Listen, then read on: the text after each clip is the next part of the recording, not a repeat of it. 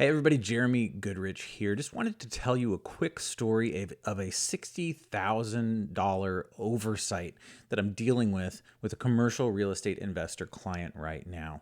So they're dealing with a claim, and it is one of those scenarios where a personal injury attorney got connected with one of their tenants. One of their tenants slipped and fell on ice out in front of their apartment and broke their arm, was injured for sure, had to go to the hospital, get their injuries dealt with, but certainly nothing close to a $60,000 scenario. And ended up hiring a personal injury attorney and, currently are filing a lawsuit. And when it comes back to this whole thing, like how you get to $60,000, it really has to do with your documentation of your safety systems.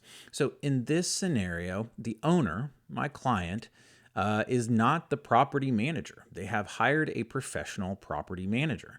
The property manager did not have systems in place for documentation of their ice and snow removal process. They, as property managers, were doing the snow removal themselves and the salting of the sidewalks and all that kind of stuff, but they were not documenting when they did it. So when a personal injury attorney shows up and says, well, looks like you didn't do what you were supposed to do, they have no defense. Had they documented how they were salting and icing, and you're not icing, you're salting, how they were salting the sidewalks and how they were removing the snow, and have those dates documented, then a defense could be made that says, this was a reasonable approach to ice and snow. The fact that there was some ice and this person slipped on it is something that just could not have been avoided. In those scenarios, with that documentation, you at least have a defense against what the personal injury attorney is stating. This oversight of not having documentation for the safety procedures you have created a scenario where this personal injury attorney can go after almost as much as they want within some reason, obviously. And so a broken arm becomes a $60,000 scenario. So what can you do as an operator or a property manager of commercial real estate? Well, it is all about documentation, particularly of your safety systems.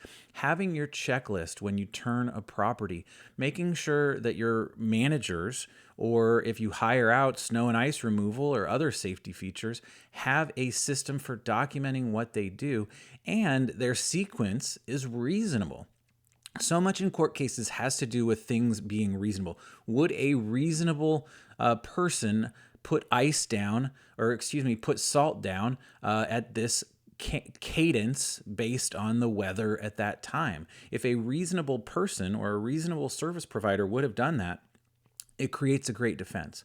When you make an oversight like not documenting your safety systems, it is absolutely a problem in claim scenarios. This is just one of the small things you can do. They're very easy. They're good for your business to be able to not only keep on top of a successful journey as a commercial real estate investor, but also avoid litigious situation and litigious people who are out to get you. So that is my word of advice for today. That was an oversight, and hopefully you won't make the same oversight.